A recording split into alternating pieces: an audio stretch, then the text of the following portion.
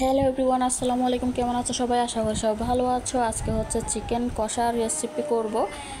Chicken কষার রেসিপির জন্য হচ্ছে আমি এখানে মুরগির মাংস কেটে দিয়ে পরিষ্কার করে নিয়ে নিচ্ছি। আলু একটা কেটে নিয়েছি, দিয়ে দিলাম গোটা গরম মশলা, দিয়ে দিলাম মরিচের গুঁড়া, দিয়ে দিলাম হলুদের গুঁড়া,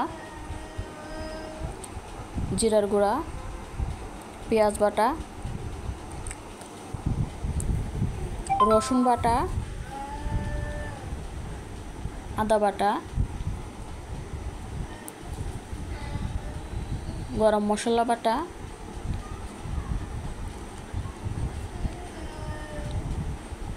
পেঁয়াজ কুচি, পরিমাণ মতো তেল,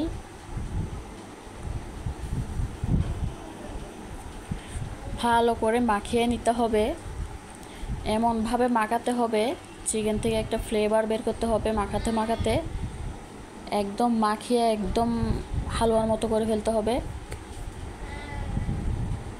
তো মাখানোর পরে দেখো এরকম একটা কালার হয়েছে।